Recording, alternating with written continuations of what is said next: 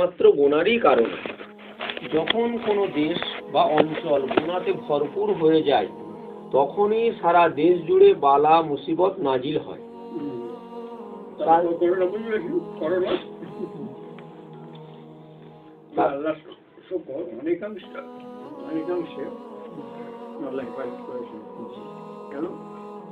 ওরা যে হাত ধোয়ার কথা বলছে, যে মুখে ফেটি মারার কথা বলছে, ও তো চায় না পর্দা মুখে রূপ নিয়েছে। কলেজে সব খালিয়ে ওরা ছেলা কলা খাওয়ার অভ্যেস ওটা, মানে মাটি ভনভন করবার সেই জিনিস খাবার, পাক জিনিস খেতে চায় না। গান্ডা ওদের জন্ম তো গান্ডা। এখন কথা বলো যে এবারে সেই বেটা ছেলে সব তো সব মুখোশ দিয়ে রেখেছে। কি মেয়েছিল কি বেড়াচ্ছে এবার বাচ্চা থেকে, আর সব ফোন খুললেই বলে হাত ধো। কিন্তু আল্লাহ মানে ওরম লাশ কুটি তো হয় না উত্তর প্রদেশের মতো, বুঝেছিল নদীর পাড়ে নদী সব ফেলতে তো হয় না। তাহলে চুল্লু সব চুল্লু সব ফেল হয়ে গেছে, পুড়িয়ে পুড়িয়ে তার খালি একটা জাতিগত মুসিবত কিনা কত ওরা বেড়ে গেছিল। এখনো সেই বড় বড় কথা বলছে ওরা। দেখুন এটা আমাদের প্রতিরক্ষার জন্য এগুলো করতে হবে, সেইটার প্রয়োজন। তাতে যদি মানুষ নেক রাস্তায় ফিরে আসে তাহলে ভালোই, আর যদি না ফিরে আসে তাহলে কয়েকবার এইরূপ বালা মুসিবত দেওয়ার পর যখন মানুষ কিছুতেই তালিম না নেয় তখন আল্লাহ তাআলা তাদের মুসিবত দূর করে দেন এবং তাদের ধন দৌলত, সুখ সম্পদ, স্বাস্থ্য, আওলাদ, আয়েশ আরামের বস্তুতে ডুবিয়ে দেন। ওটা একটা শাস্তি, এটা একটা শাস্তি। ওদের সুযোগ দিল ফেরা, কিন্তু ফিরছে না, আরো বেড়ে যাচ্ছে। আমাদের প্রতিকারের পথ নিতে হবে, আল্লাহ কান্নাকাটি করতে হবে, ওদের জন্য অবিলম্বতের জন্য কাঁদতে হবে সবসময়। পরিস্থিতি যাদের জায়গায় চলে যাচ্ছে, বুঝেছেন? তো ওর নাচছে না মানে সেই মায়ানমারে খেলা খেলবার জন্য।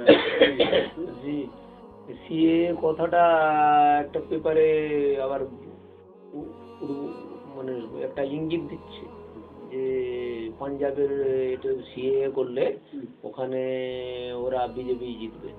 যতই বলুন না কেন পাঞ্জাবে সিএ করলে তারা আফগানিস্তান থেকে এরকম লিখেছে, শিখেরা যে ঢুকছে আফগানিস্তান যে শিখেরা ঢুকছে আফগানিস্তান থেকে, এই আফগানিস্তান স্বাধীন হওয়ার পর থেকে, তালিবান হাতে আসার পর থেকে, তাদের জন্য ওখানে হচ্ছে সিএ করলে এরা এদের ভোটগুলো এরা যেহেতু সিএ এর আন্ডারে চলে আসবে আফগানিস্তানিরা, তাহলে ওরা পাঞ্জাবিরা ভোট দিয়ে আবার বিজেপিকে একটা জায়গা দিতে পারে, ওরা অনুমান করছে। এটা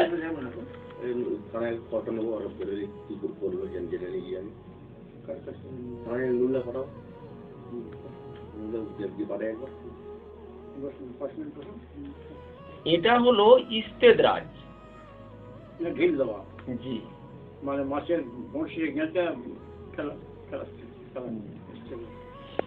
অর্থাৎ তাদের উপর আল্লাহ তাআলার চরম অসন্তোষ ও বেজারির কারণে তাদের পাপ কাজে ঢিল দেওয়া হয়।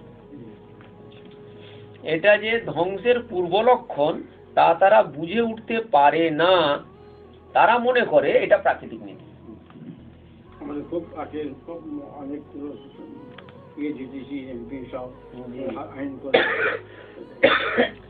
একবার সুখ একবার দুঃখ, চক্রবৎ পরিবর্তনে দুখানি চ সুখানি চ।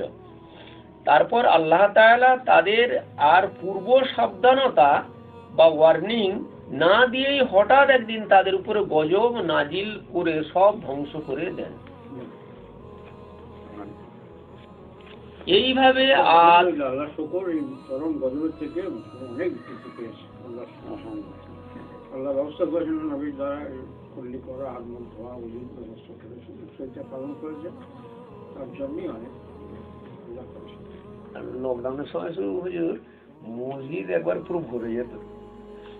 এইভাবে আদ, সামুদ, কওমে নূহ, কওমে ফিরাউন, কওমে লূত প্রভৃতি বহু জাতিকে আল্লাহ তাআলা ধ্বংস করে দিয়েছেন। কত পৃষ্ঠা পড়লেন? এটা হইতে বলছি এই যে পেজ নাম্বার 152 মাঝখান থেকে। তবে উম্মতে মুহাম্মাদি যদি খোদার নাফরমান হয়ে ওঠে তাহলে তাদের সকলকে সমূলে আল্লাহ তাআলা ধ্বংস করে দেবেন না। কোন অঞ্চলকে ধ্বংস করে বাকি সকল অঞ্চল বা দেশবাসীকে শিক্ষা দেওয়া হবে।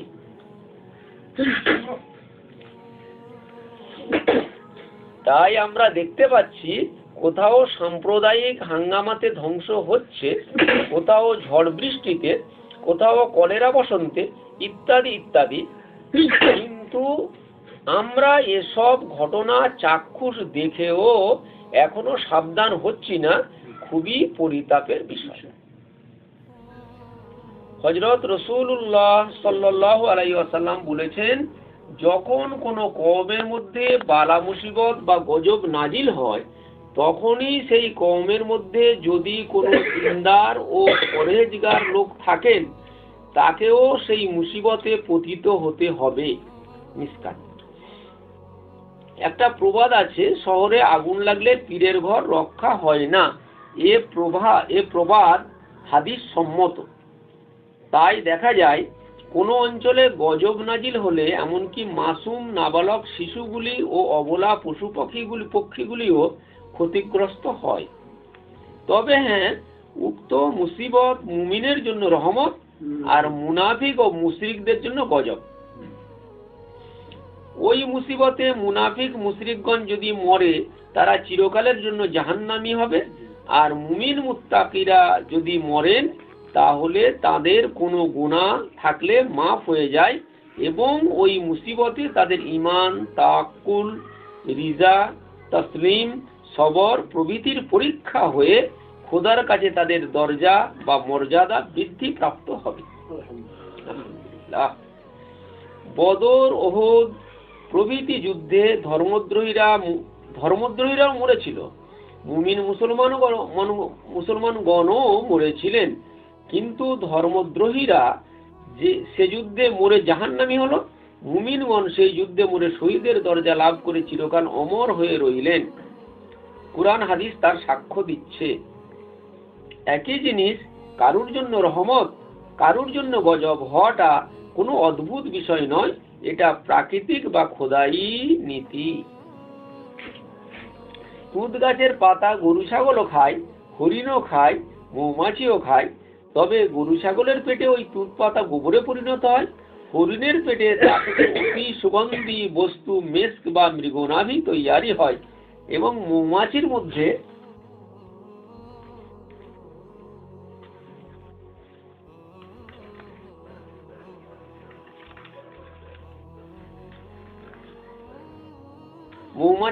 তা থেকে মধু তৈয়ারের উপকরণ প্রস্তুত হয়।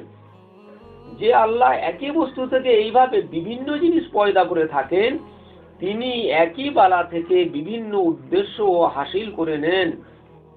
কাকেও সতর্ক করেন, কাকেও পরীক্ষা করেন, কারুর গুনাহ মাফ করেন, কারুর মর্যাদা বৃদ্ধি করেন।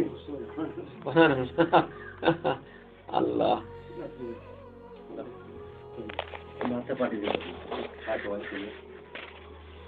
পূর্বেই বলা হয়েছে বিভিন্ন কারণে আমাদের মধ্যে বালা মুসিবত আসে। এখন আমরা সেই সমস্ত মুসিবতের ফলাফল সম্বন্ধে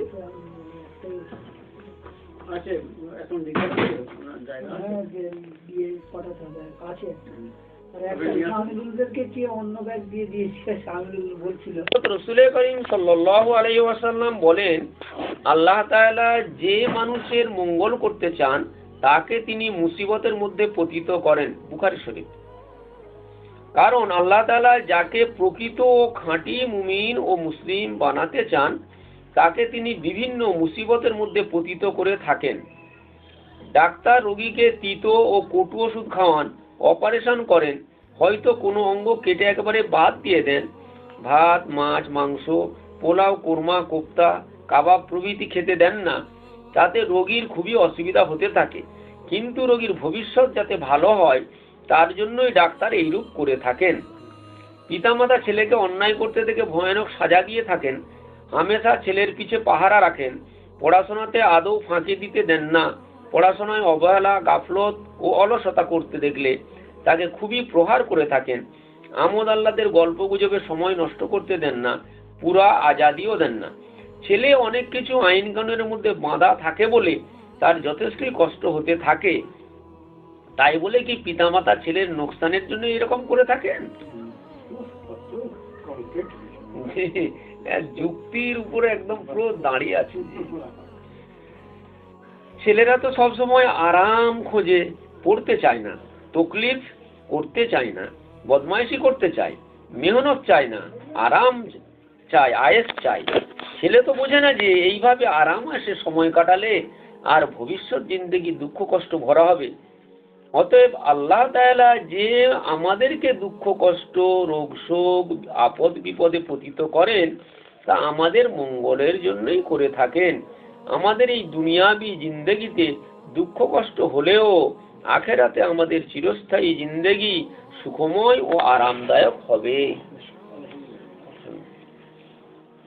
ছেলের লক্ষ্য যেমন শুধু ছাত্র জীবনটার দিকেই থাকে, কেমন করে বাল্য জীবনের কষ্ট থেকে রেহাই পাবে, আরাম আয়েস আরামের সঙ্গে সময় কাটাতে পারবে, এই থাকে তার লক্ষ্য। কিন্তু পিতামাতা ছেলের সারা জিন্দেগিটার দিকে লক্ষ্য রাখেন।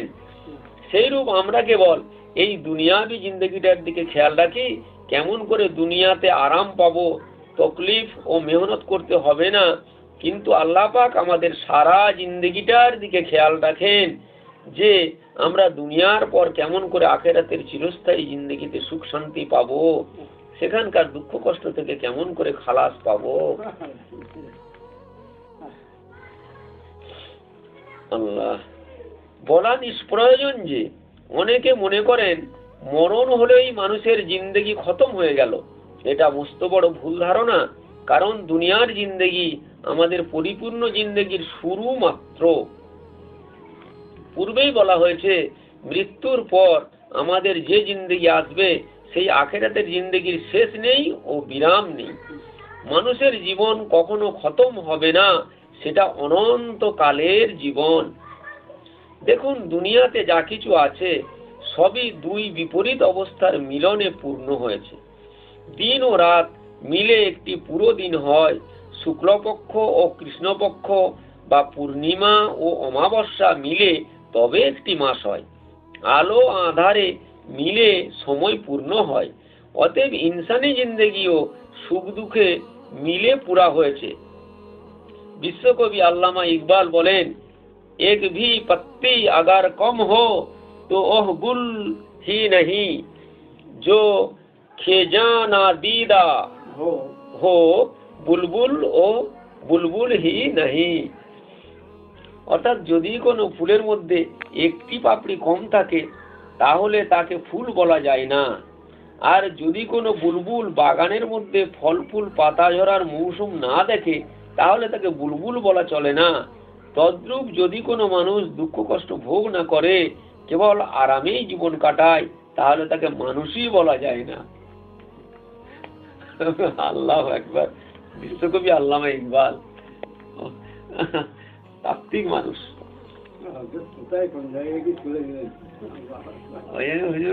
যে এ হচ্ছে মিষ্টি দোকানে তৈরি করা যত সব ছানা গজা, খালি খাও গিয়ে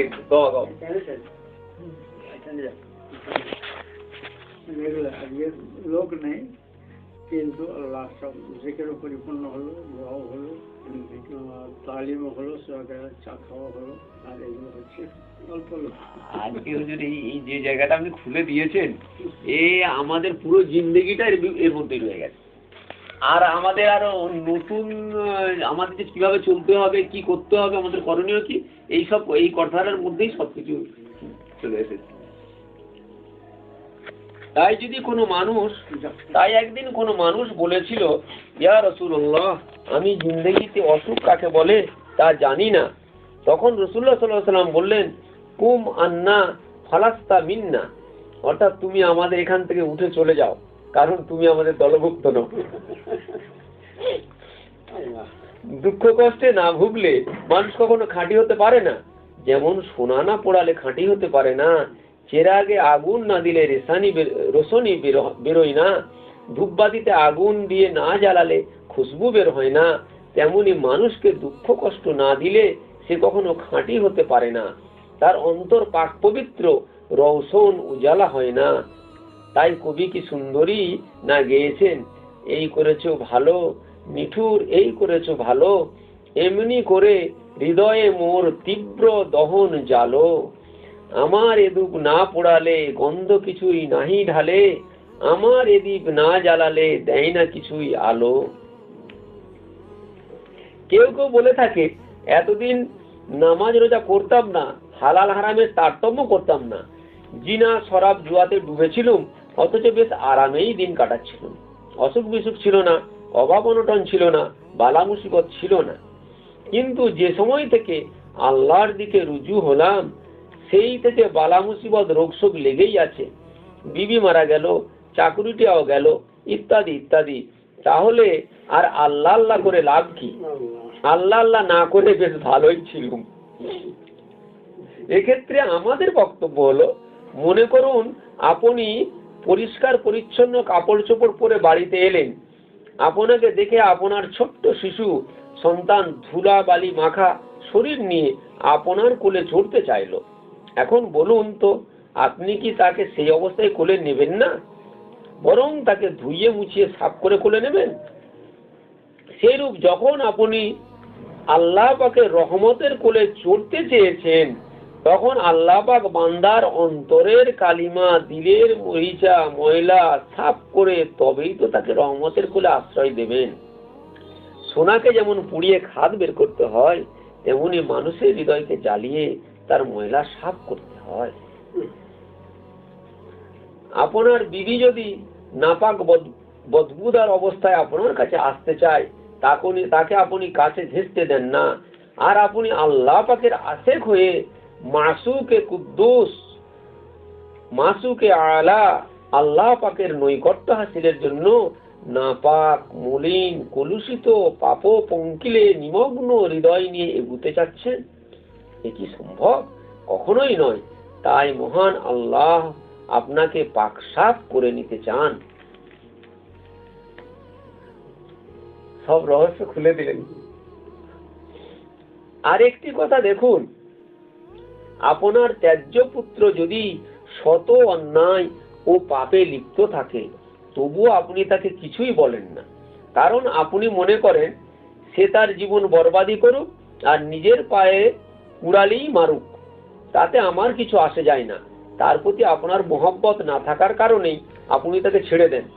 কিন্তু আপনার প্রিয় পুত্র যদি সামান্য অন্যায় করে ফেলে, তাকে আপনি ধমকি দেন বা প্রহার করেন, যাতে তার ভবিষ্যৎ জীবন কষ্টদায়ক না হয়, সে যেন জীবন সুখময় করে গড়ে তুলতে পারে। স্কুল মাদ্রাসার ভালো ছাত্রদের তুচ্ছ অন্যায় বা ত্রুটি শিক্ষকদের অসহ্য হয়ে যায়, কিন্তু অসৎ বা খারাপ ছাত্রদের বড় বড় ত্রুটিও শিক্ষকদের সেরূপ গায়ে লাগে না। উপরন্তু যদি কোনো ছাত্রের দপ্তর থেকে নাম কাটা যায়, তাহলে তার কার্যকলাপ আচার ব্যবহার সম্বন্ধে শিক্ষকদের কোনো লক্ষ্যই থাকে না। কিন্তু যদি পুনরায় উক্ত ছাত্রের নাম দপ্তরে তোলা হয়, তাহলে তার কার্যকলাপ আচার ও ব্যবহার সম্বন্ধে শিক্ষকদের পুরা মাত্রায় লক্ষ্য থাকে। তার অন্যায় ত্রুটি, পড়াশোনায় অবহেলা ও বেয়াদবি শিক্ষকগণ বরদাস্ত করতে পারেন না, তার সমুচিত শাস্তি বিধান করেন, যাতে তার ভবিষ্যৎ জীবন সুখময় ও মধুর হয়। সেই রূপ ধর্মদ্রোহী, মুশরিক, বেঈমান, মুনাফিক, গোমরা প্রভৃতির নাম খোদার দপ্তরে লিখিত থাকে না, তাদের অবস্থা ত্যায্য পুত্রের অবস্থার মতন। তারা শত অপরাধ করেও দুনিয়াতে রেহাই পায়, কিন্তু আল্লাহ তাদের পরীক্ষার জন্য বা গুনাহ মাফের জন্য বা তাদের সংশোধনের জন্য বা তাদের মর্যাদা বৃদ্ধির জন্য তাদেরকে বালা মুসিবতে পতিত করেন না, তাদের রশি ঢিলা করে তাদেরকে ছেড়ে দেন। তারপর যখন তাদের মৃত্যু হয়, তখন চিরকালের জন্য খোদার গজব ও আযাবে পতিত হয়।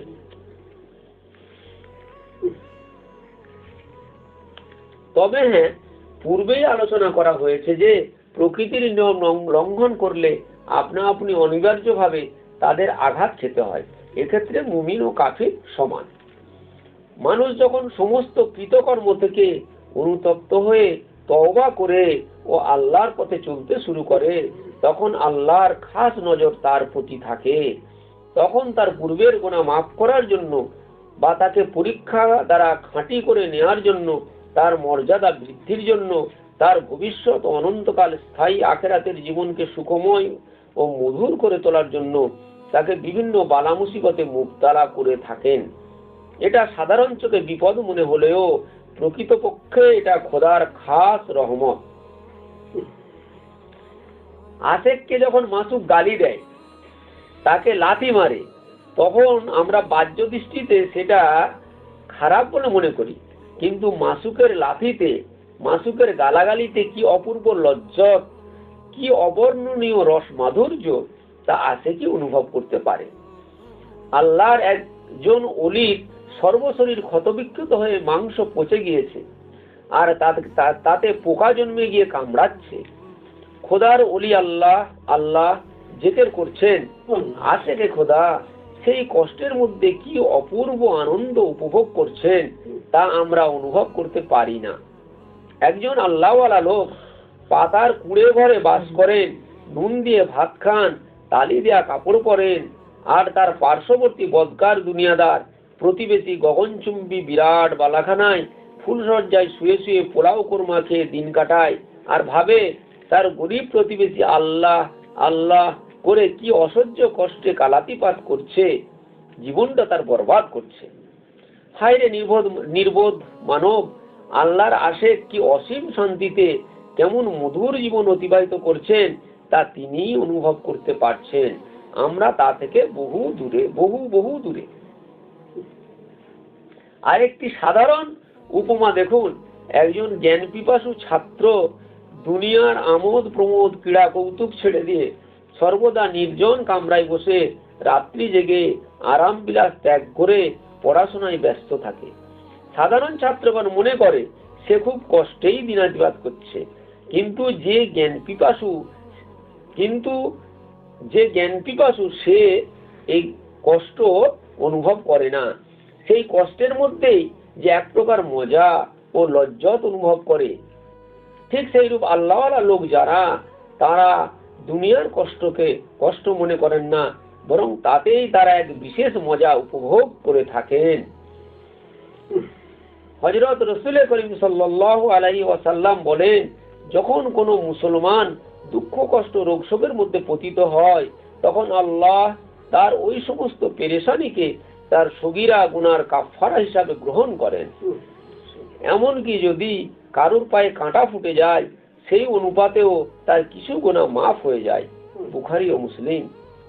দুনিয়ার তকলিফ জাহান্নামের আযাবের তুলনায় খুবই তুচ্ছ।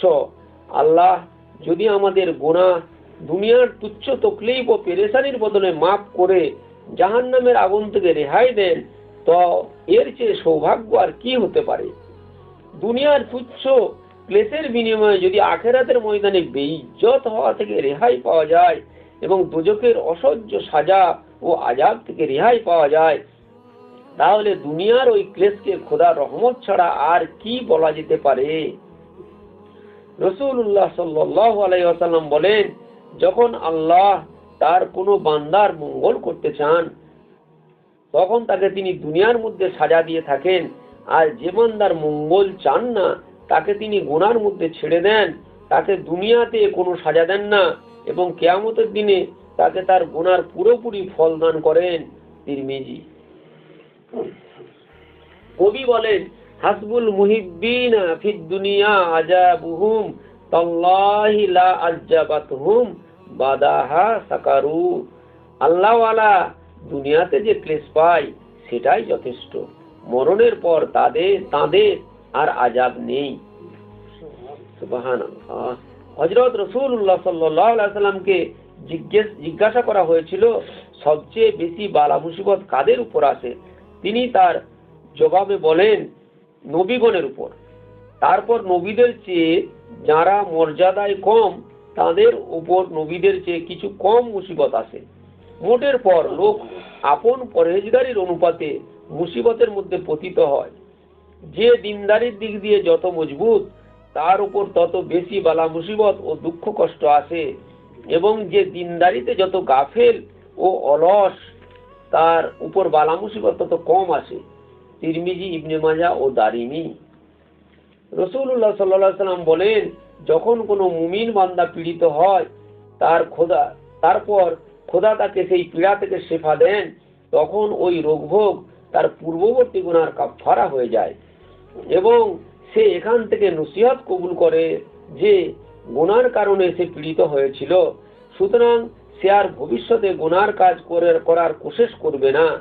কিন্তু মুনাফিক যখন পীড়িত হয় তারপর খোদা তাকে শেফা দেন, তখন সে বুঝতে পারে না যে সে কেন পীড়িত হয়েছিল এবং কেন আবার শেফা লাভ করলো।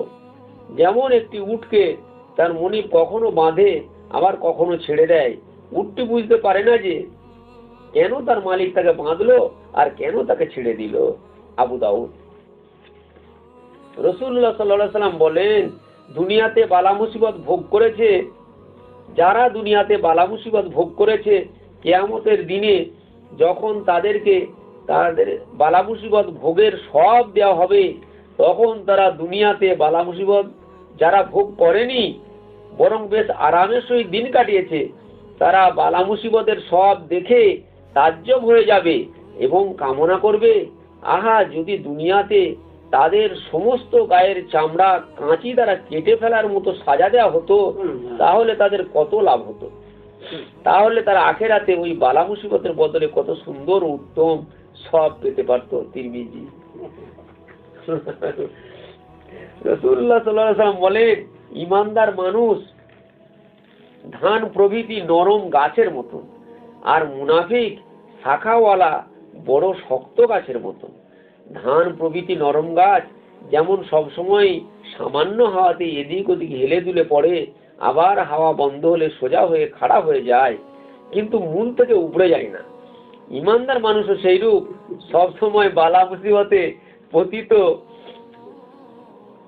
পতিত হয়, কিন্তু তার হামেশার জিন্দেগি আখেরাত কখনো খারাপ হয় না। বড় শক্ত গাছ যেমন অল্প হাওয়াতেও হেলে দুলে পড়ে না, কিন্তু মহা তুফান এলে মূল থেকে উপড়ে পড়ে যায়, সেরকম মুনাফিক সব মানুষ দুনিয়াতেই সবসময় দুঃখ কষ্ট ভোগ করে না, কিন্তু আখেরাতে হামেশার জন্য আযাব ভোগ করতে থাকবে। বুখারী ও মুসলিম। এটা ধরুন, আলহামদুলিল্লাহ। এটা হ্যাঁ, খানিকটা হোক। জি, সব রকম দেবো। কিতাবের সব রকম দরকার। এখানে সাধনা সংগ্রাম পাও, ওখানে দিল ঠান্ডা হয়েছে, ঈমান মজবুত হয়ে গেছে, এখানে এবার সাধনা করে এগোতে হয়েছে। আল্লাহ।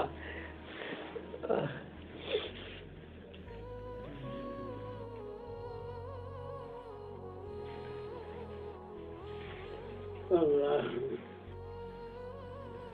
আল্লাহ।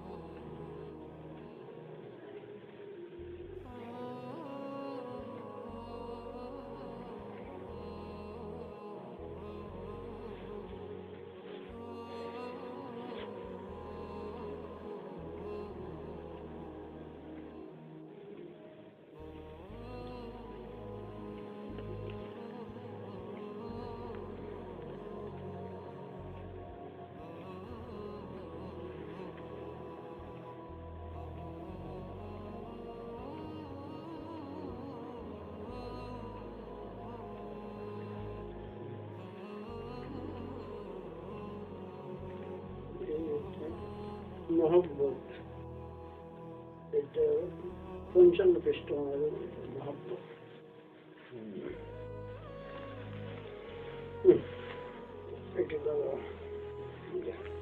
ভাবত কি দরকার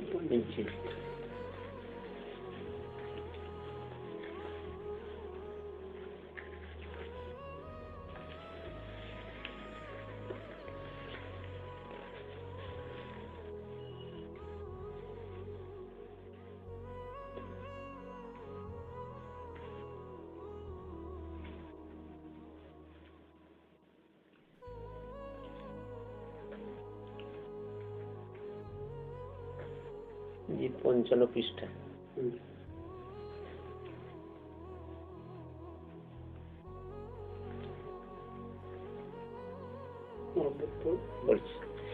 রুহুল বাশার। দেখুন, প্রাচীনকালের আউলিয়াগণ ইখলাস ও বিশুদ্ধ নিয়াত নিয়ে কাজে নামতেন।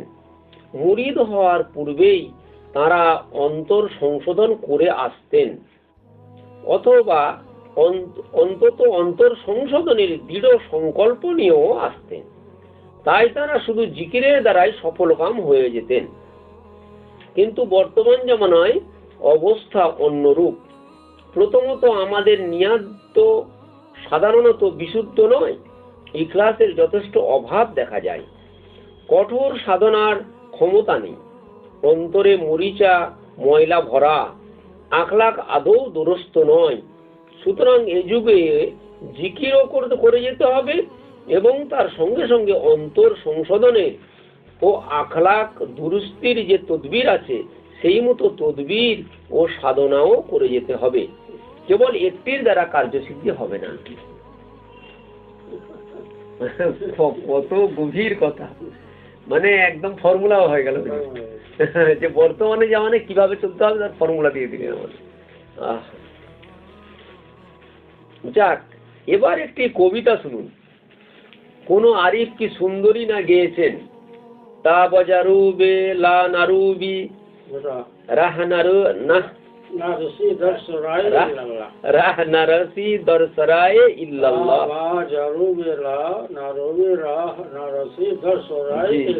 জি জি জি, এইভাবে পড়তে হবে। যতক্ষণ না তুমি লায়ে ঝাঁটু দিয়ে রাস্তা পরিষ্কার করছো, জি গলি পরিষ্কার, তখন জি আল্লাহ গলিতে পৌঁছতে পারবে না। জি, এ সম্বন্ধে আরো একটু পরিষ্কার করতে হবে, তাহলে বিষয়টি সহজে উত্তমভাবে বোঝা যাবে। মৌলানা সাহেব চমৎকার কথা, আরো পরিষ্কার করুন, খুব ভালো লাগছে। রুহুল বাশার। দেখুন জনাব, আধ্যাত্মিক চিকিৎসা দুই প্রকারের।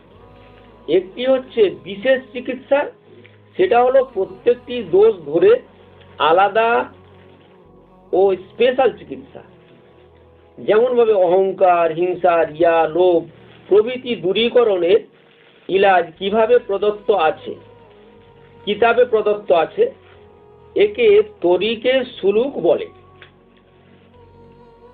আর একটি চিকিৎসা হচ্ছে সাধারণ জিকির সগোল দ্বারা, একে তরিকে জজব বলে। জিকির দ্বারা মহব্বত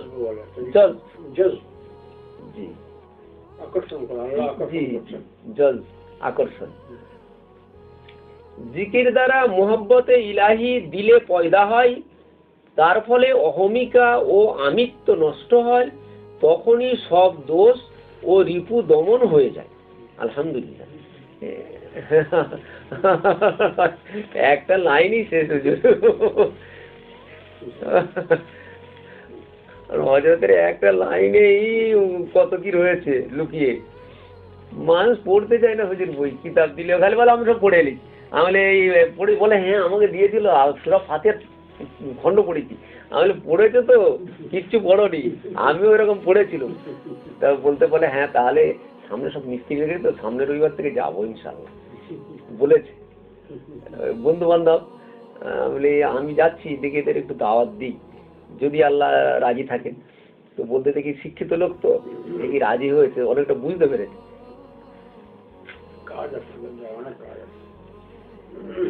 মুতাকাব্বির মিয়া: আচ্ছা জনাব, এতক্ষণ আমরা যে আলোচনা করলাম তা থেকে আমি তো বুঝলাম যে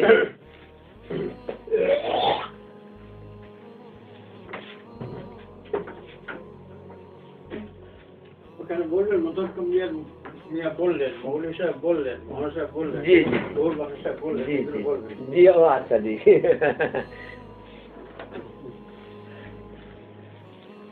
মুতাকাব্বির মিয়া বললেন, আচ্ছা জনাব, এতক্ষণ আমরা যে আলোচনা করলাম তা থেকে আমি তো বুঝলাম যে আল্লাহর ওলি বা প্রিয় হতে গেলে সর্বদা আল্লাহর জিকির করতে হয়। অপর কথায় আল্লাহর ওলিরা সর্বদাই আল্লাহর জিকিরে মশগুল থাকেন। তাই যদি হয় তাহলে সংসারী মানুষের পক্ষে এটা সম্ভব হয় কি রূপে? যাদের সাংসারিক ঝঞ্ঝাট ঝামেলা নেই তারাই সবসময় আল্লাহর জিকিরে মশগুল থাকতে পারেন। রুহুল বাসার বললেন, বিষয়টি আরেকটু বিশদ আলোচনা দরকার। জিকির শুধু জবানেই হয় না, জিকির প্রতিটি অঙ্গ প্রত্যঙ্গেরই হয়ে থাকে। যে জিনিস দেখা শরীয়ত সম্মত, চোখ যদি সেগুলো দেখে সেটাই হবে চোখের জিকির। যেটা দেখা শরীয়তে নিষিদ্ধ তা যদি চোখ দেখে সেটা আল্লাহর জিকির হলো না। কান যদি ভালো কথা শোনে সেটা কানের জিকির, হাত যদি ভালো কাজ করে সেটা হাতের জিকির, পা যদি ভালো কাজে যায় সেটা হবে পায়ের জিকির, মন যদি ভালো কথা চিন্তা করে সেটা হবে মনের জিকির। সেই জন্যই আউলিয়াদের ফর্মুলা হলো কুল্লু মুতিল লিল্লাহি ফাহুয়া জাকির, অর্থাৎ যে ব্যক্তি আল্লাহর অনুগত সেই জাকির বা জিকিরকারী। যার প্রতিটি কাজ আল্লাহর বিধান মতো হয়ে থাকে সেই প্রকৃত জাকির বান্দা। এবারে বেশ বোঝা গেল কি? মৌলানা সাহেব বললেন, একটা কথা জনাবের অনুমতি নিয়ে বলতে চাই, যে অঙ্গ আল্লাহর বিধান মতো কাজ করবে সেই আল্লাহর জিকির করবে, এবং এই জিকির হলো ফরজ। আর মুখে বা দিলে সবসময় আল্লাহ আল্লাহ করা এই জিকির হলো নফল। এটা না করলে গুনাহ হয় না, কিন্তু ফরজ জিকির না করলে গুনাহ হয়। যেমন নামাজ হচ্ছে ফরজ জিকির, নামাজ না পড়লে গুনাহগার হতে হবে। রুহুল বাসার বললেন, হ্যাঁ জনাব, ঠিকই বলেছেন, তবে নফল জিকির দ্বারা ফরজ জিকির সহজ হয়ে যায়। সেই জন্য আউলিয়াগণ নফল জিকিরে এত গুরুত্ব দান করেছেন। তবে হ্যাঁ, সাংসারিক কাজকর্মে লেগে থাকলেও মুখে বা অন্তরে আল্লাহর জিকির করা যায়। যে যতটুকু করতে পারে ততই ভালো। সাংসারিক কাজকর্মে লেগে থাকলেও মুখে বা অন্তরে আল্লাহর জিকির করা যায়, যে যতটুকু করতে পারে ততই ভালো। মৌলানা সাহেব বললেন, জিকিরের পরে আমাদের যে আলোচ্য বিষয়টি হবে সেটা মোহব্বত নয় কি? ও হুজুর, এই তো এখানে মোহব্বত, আমি একটু আগে চলে গিয়েছি। রুহুল বাসার বললেন, জি হ্যাঁ, জিকিরের পরের বিষয়টি হচ্ছে মোহব্বত। এবার মোহব্বত সম্বন্ধে আমরা আলোচনায় নামব। আল্লাহ তাআলা বান্দাকে নেক কাজের যে সওয়াব ও পুরস্কার দান করেন সেটা তাঁর রহমত। এটা সকলেই পায়, কিন্তু আল্লাহ তাআলা বান্দাকে যে নৈকট্য ও উচ্চতার মর্যাদা দান করেন সেটা হলো মোহব্বত। এটা সালেক ও প্রেমিকরাই পান। মোহব্বত অত্যাচার উৎপীড়নেও কম হয় না। মোহব্বত এমনই এক আগুন যা মাহবুব ব্যতীত সবকিছুকেই জ্বালিয়ে ভস্মীভূত করে দেয়। হযরত শিবলি রহমাতুল্লাহ আলাইহি খোদা প্রেমে উন্মত্ত হয়ে যান। তাকে হাসপাতালে রাখা হলো। অনেকেই তাকে দেখতে গেল। তিনি জিজ্ঞেস করলেন, তোমরা কে? তারা বলল, আপনার মোহব্বতের লোক, আপনার দোস্ত। তখন তিনি তাদের মারার জন্য পাথর উঠালেন। তাতে সকলেই সরে দাঁড়ালো। তিনি তাদের আবার ডেকে বললেন, তোমরা যদি মোহব্বত রাখো তাহলে পলায়ন করলে কেন?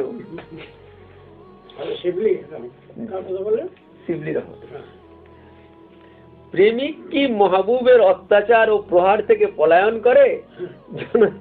জনৈক বুজুর্গ ব্যক্তি বলেন, 70 বছর ইবাদত করার চেয়ে এক সরিষা পরিমাণ মোহব্বত আমার নিকটে অধিকতর প্রিয়। মানে কোথা লক্ষ্য কোথায়? আল্লাহু আকবার। আপনার তো দেরি হয়ে যাচ্ছে। জি না, এই তো এইটুকু যাবো। রাতটাই তো ভালো সুযোগ। এখন আপনি আরো 1 ঘন্টা আমি বসে থাকলে কোনো অসুবিধা নেই, দিনে বরং টানাটানি। মহব্বতের আলামত হলো নিজ ইবাদতের প্রতি লক্ষ্য থাকবে না। মহব্বতের আলামত হলো নিজ ইবাদতের প্রতি লক্ষ্য থাকবে না, শত ইবাদত। টাকা আছে, বেরিয়ে আসছে, পয়সা এর সঙ্গে কাগজের সঙ্গে আছে তো। মহব্বতের আলামত হলো নিজ ইবাদতের প্রতি লক্ষ্য থাকবে না, শত ইবাদত করলেও কিছু করতে পারলাম না এই মনোভাব থাকবে। তকদীরে অসন্তুষ্টি থাকবে, আসবে না। নিজ ইচ্ছা ও বাসনা বিলীন হয়ে যাবে এবং আল্লাহর ইচ্ছা ও মর্জিতে যুক্ত হয়ে যাবে। আল্লাহ তাআলা আমাদের সকলকে ওই নেয়ামত দান করুন। সকলেই সমস্যারে আমিন সুম্মা আমিন। মৌলানা সাহেব বললেন, মোহাম্মত ও ইশক সম্বন্ধে হযরত রুমির একটি বয়াত মনে পড়ল।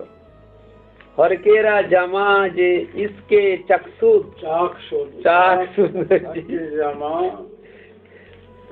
আমাদের জমানে, আর আপনার কাছে শুনে শুনে কিছুটা হচ্ছে, বললে হতো না।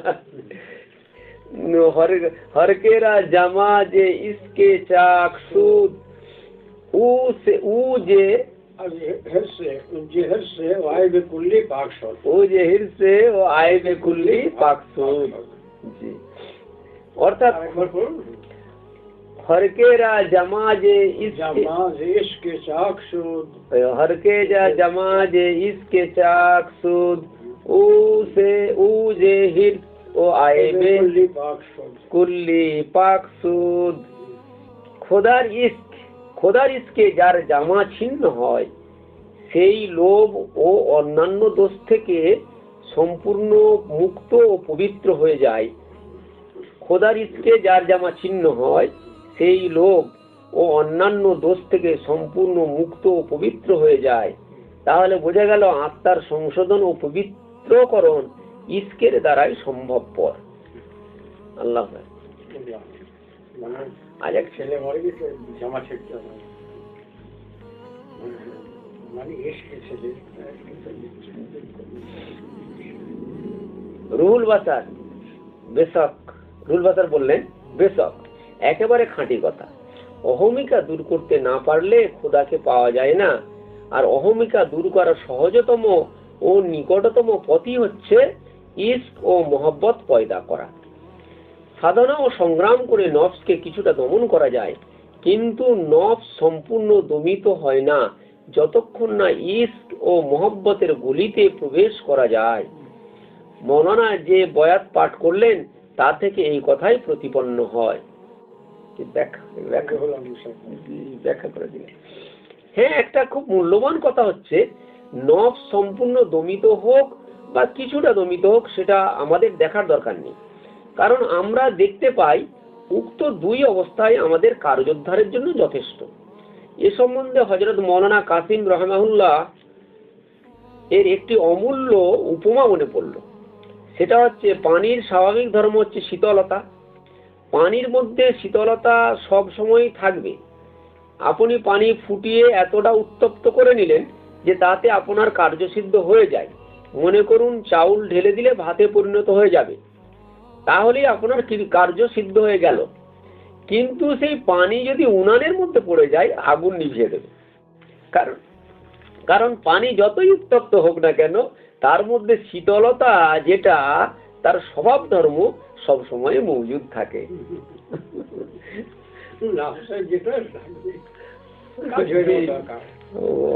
অজন্তের উদাহরণ কেমন।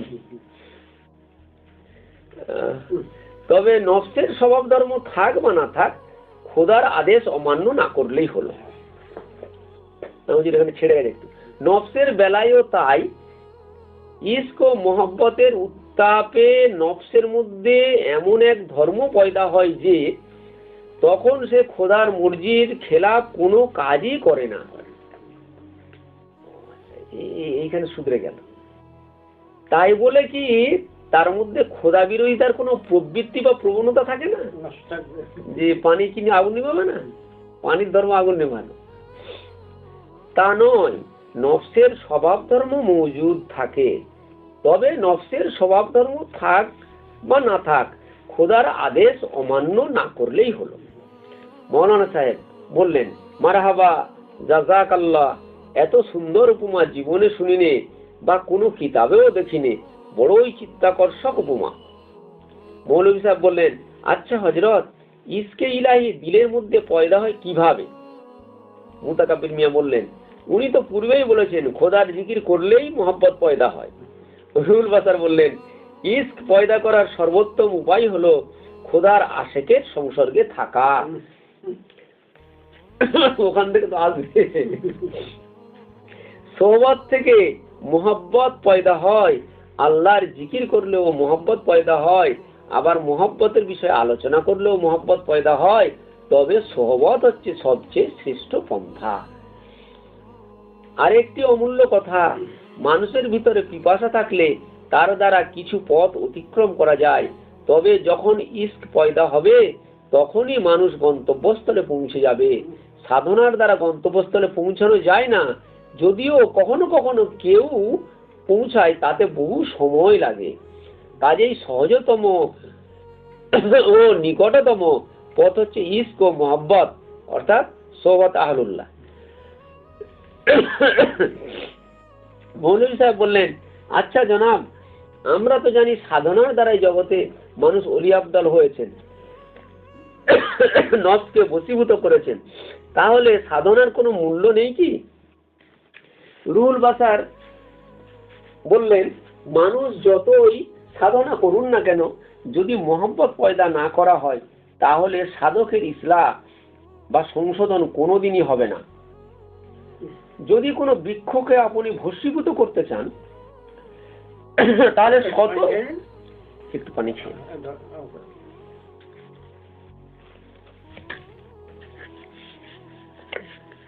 দৃষ্টান্ত মিশাল আমার হয়, কোথায় কোন মিশাল লাগবে, কোথায় কোন মজলিসে কি হচ্ছে দেখুন, কি হয়ে যাচ্ছে। আজকে মোহাব্বতের মূল যে বিষয়গুলো আল্লাহ পাক আলোচনা করিয়ে দিচ্ছেন।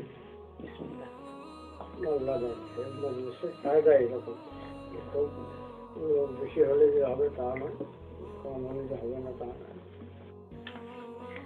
যখন দেবেন তখন।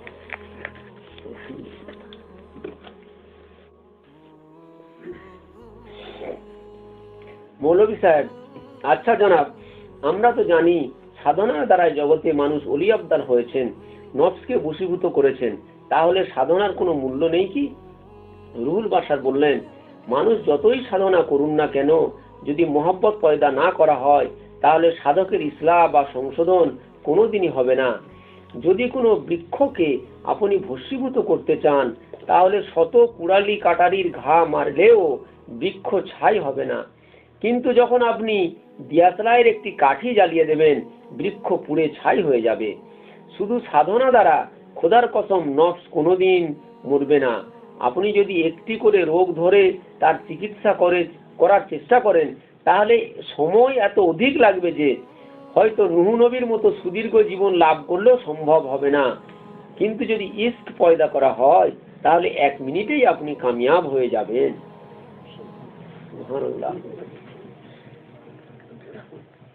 এইটা একটু এসে গেছে আমাদের আসলাম ভাই এখানে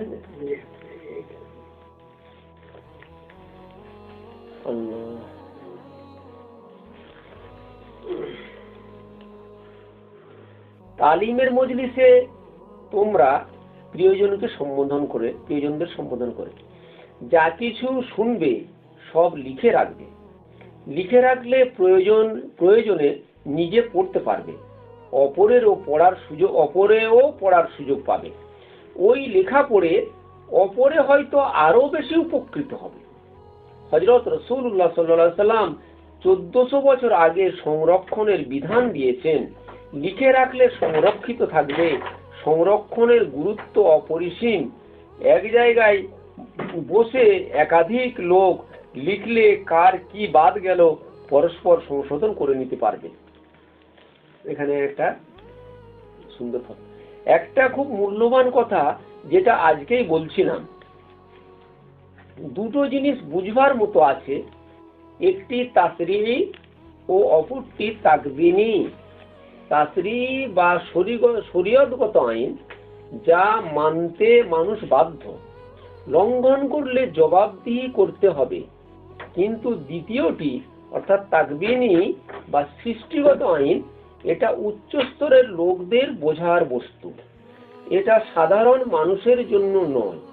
মানুষ প্রশ্ন করে এটা কি, ওটা কি, এরকম কেন হলো, এও কি শরীয়ত? কিন্তু বেশি বুঝতে যাওয়াটাই ভুল, কেননা বোঝার ক্ষমতা সকলের সমান নয়।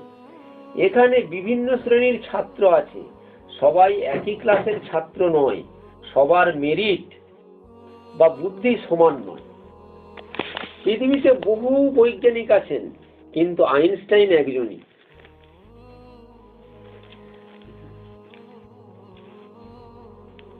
সব জায়গায় সব জিনিস চলবে না, সব পাত্রে সব জিনিস চলবে না। তেমনি দুনিয়াতে অনেক সাধক, অলি, গওস ছিলেন বা আছেন, কিন্তু নবী শ্রেষ্ঠ হযরত মুহাম্মদ সাল্লাল্লাহু আলাইহি ওয়াসাল্লাম একজন। আইনস্টাইন একজন কেন, এ নিয়ে সমালোচনা কেউ করে না, কিন্তু নবীর বেলায় প্রশ্ন ওঠে কেন একজন। এখন তো বাচ্চা ছেলেরাও প্রশ্ন করছে সৃষ্টিকর্তা আবার কি, তার বোঝার ক্ষমতা নেই, তবু প্রশ্ন করছে। খুব বেশি যাদের জ্ঞান, যেমন দার্শনিক, পণ্ডিত ও বৈজ্ঞানিক, তারা স্বীকার করেছেন একজন সৃষ্টিকর্তা আছেন। বিশ্বশ্রেষ্ঠ বৈজ্ঞানিক আইনস্টাইন সৃষ্টিকর্তার অস্তিত্ব স্বীকার করেছেন। এখন কথা হচ্ছে, এই তাকবিনী সাধারণ লোকের বোঝার বাইরে। একটু ব্যাখ্যা করলেই লোকে অন্যায় করার সুযোগ পাবে, গোমরাহ হবে, কিন্তু না বললেও একদম সমালোচনা করবে। ভাষণ বললে গোমরাহ হবে, আবার না বললে একদম সমালোচনা করবে। আসলে মুখ চালানোই দোষের কথা। মানুষ পরিণাম বিচার করে না, বলতে হয় বলে। হাদিসে আছে অধিকাংশ লোক জাহান্নামী হবে মুখ ও লজ্জাস্থানের কারণে। লজ্জাস্থান ও মুখের অপপ্রয়োগ হলেই বিপদ। কাজেই মুখকে খুব সাবধানে রাখতে হবে। ইবাদত জিকির যতই করি, যদি বান্দার হক নষ্ট করি, আল্লাহ মাফ করবেন না। আগে বান্দার কাছে মাফ চাইতে হবে, তারপর আল্লাহর কাছে দোয়া করলে তবে মাফ হবে। মুখের দ্বারা গীবত বা পরনিন্দা করা হয়, যেটা শুনলেও গুনাহ। যার সম্পর্কে গীবত, সে শুনলে তার রাগ হবে, সেও তোমার গীবত করবে। গীবত করলে বান্দার হক নষ্ট হবে। এক্ষেত্রে শুধু আল্লাহর কাছে মাপ চাইলে হবে না, আগে বান্দার কাছে মাপ চাইতে হবে। অবশ্য কয়েকটি ক্ষেত্রে গীবত জায়েজ, কিন্তু আমরা জায়েজ না জায়েজ তমিজ করি না, ফলে গুনাহগার হই। মোট কথা, পরকে ছেড়ে নিজের চিন্তা করতে হবে, মুখের হেফাজত করতে হবে। এখন তাকবিনী সম্পর্কে বলতে যাচ্ছি না, কিন্তু বোঝা যাবে কি বীজগণিত যদি বলতে আরম্ভ করি, তাহলে ক্লাস 5 বা 6 এর ছাত্ররা বুঝবে না, কিন্তু ক্লাস 9 ও 10 এর ছাত্ররা বুঝবে। যেমন ছেলের যোগ্যতা তেমন শিক্ষা দাও, কিন্তু জলসা ও মজলিসে সব ক্লাসেরই ছাত্র থাকে, তাই ওসব কথা বলতে ভয় হয়। যে বছর দেওবন্দে ইউপি গিয়েছিলাম, ছাত্রদের বলেছিলাম তোমাদের সামনে সাবধানে কথা বলতে হবে, তা না হলে কাফের ফতোয়া দিয়ে দেবে। হযরত মাওলানা আশরাফ আলী থানভী রহমাতুল্লাহ আলাইহিকে বহুবার কাফের ফতোয়া দিয়েছেন লোকে, তার কথা বুঝতে না পেরে। তাকবিনী সম্বন্ধে যদি ব্যাখ্যা করি, তাহলে লোকে তীর ছুঁড়ে দেবে। এখন যদি ওলামারা বুঝতে পারেন, আলহামদুলিল্লাহ, তবে এর জন্য দোয়া করতে হবে, সঠিক সমঝ লাভের জন্য আল্লাহর কাছে চাইতে হবে। সেদিন এক হোমিওপ্যাথিক ডাক্তারকে বলছিলাম, ডাক্তার সাহেব, নাকি নখ দেখে রোগ নির্ণয় করে ফেলেন? তুমি চেম্বার করো, তোমাকেও আমি একটা বিদ্যা শিখিয়ে দিতে পারি। সব বিদ্যা তো কিতাবে পাওয়া যায় না। এখানে আর একটা পয়েন্ট বের করে দিলেন, সব বিদ্যা কিতাবে থাকবে না। সব রোগী কি একজন ডাক্তারের কাছে ভালো হয়? তা হয় না। কিছু রোগী এক ডাক্তারের কাছে, কিছু রোগী অপর ডাক্তারের কাছে আরোগ্য লাভ করে। এরকম হচ্ছে কেন? আসলে আল্লাহ কাউকে এরকম বিদ্যা দান করেন না যাতে করে সেই সর্বেসর্বা হবে এবং মনোপলি বিজনেস করবে। এর মধ্যে রহস্য আছে। তাও ভাবতে হবে, রোগ আরোগ্যের মধ্যে মানুষের কোনো কৃতিত্ব নেই, সবই আল্লাহর হাতে। এ শিক্ষা দেওয়ার জন্য ও এরূপ হয়ে থাকে, চিকিৎসকের কোনরূপ গর্ব না থাকে। একটা হাদিস আছে, এখন হুজুর ওই বিষয় নিয়ে কিন্তু এত দিকে আলোচনা হয়ে যাচ্ছে, কিন্তু সেই বিষয়টাকে ছাড়ছেন না, সেটাকে মাঝে মাঝে আলোকপাত করে যাচ্ছেন। একটা হাদিস আছে, নালায়েককে ইলম দান করা আর শুয়োরের গলায় মতির হার পরানো সমান। মিসকাতে এই হাদিস আছে। ইলম দু প্রকার, ফরজ ইলম যা প্রত্যেককে জানতে হবে এবং জানাতেও হবে, কিন্তু ফরজ আইনের উচ্চে যে ইলম আছে তা যাকে তাকে দিলে অপপ্রয়োগ হবে। তাহলে নিশ্চয়ই ইলমের মধ্যে তারতম্য আছে। তবে এই তাকবিনীর বয়ান বিশেষ এক মজলিসে ইনশাআল্লাহ করব। হযরত মাওলানা জালালউদ্দিন রুমি রহমাহুল্লাহ এর কিতাব মসনবী এর মধ্যে ৫১,০০০ পঙ্ক্তি আছে। প্রথমেই তিনি বলেছেন, বসনো আজ নাই চু হিকায়াত মি কুনাত ওয়াজুদা এহা শিকায়াত মি কুনাত। বাঁশির কাছে শুনো তার অভিযোগ, বাঁশি তার বিরহের শিকায়েত বা অভিযোগ করছে। অন্য একজন কবি বলছেন, মসনবী মৌলবী মানবী কুরআদার জবানে পাহলবী। মসনবী শরীফ ফার্সি ভাষার কোরআন। তামাম কিতাবে তিনি যা বলতে চেয়েছেন তার নির্যাস একেবারে সর্বপ্রথম লাইনেই বলে দিয়েছেন এবং হাজার হাজার পঙ্ক্তির মধ্যে তা ব্যাখ্যা করেছেন। বাঁশির সঙ্গে নিজেকে তুলনা করেছেন আর আল্লাহ স্বয়ং গায়ক। এবারে এখান থেকে নিয়ে বিভিন্ন কথা ঘটনা সব দিয়ে তিনি বুঝিয়েছেন। এক শ্রেণীর ছোকরা সর্বস্ব মৌলভী কেবল কাফের ফতোয়া দিয়ে থাকেন। সহজ এ ফতোয়া দেওয়া, উচ্চ স্তরের লোকেদের এ ফতোয়া দিয়েছেন না বুঝেই। তাকবিনী সম্বন্ধে এই ছোকরা সর্বস্ব মৌলভীরা বুঝবেন কি? বুঝতে হলে সঠিক ইলম চাই। সঠিক ইলম গোমরা করে না, এটা খোদাই দান। যখন ওটা ডিফেক্টিভ বা ত্রুটিপূর্ণ থাকে তখনই গোমরা। যাই হোক, ওই সঠিক জ্ঞানকে কোরআনে তাফাক্কুহ বলা হয়েছে, হাদিসে ফিকাহ বলা হয়। সঠিক সমঝ মস্ত বড় দান। আল্লাহ তাআলা যার মঙ্গল চান তাকে সঠিক সমঝ দান করেন।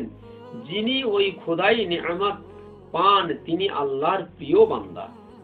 তবে কথা হলো, সবাই যদি সব না বুঝে তাহলে যে যেমন স্তরের লোক তাকে তেমন বুঝিয়ে দাও। তাই আমাদের কেউ প্রশ্ন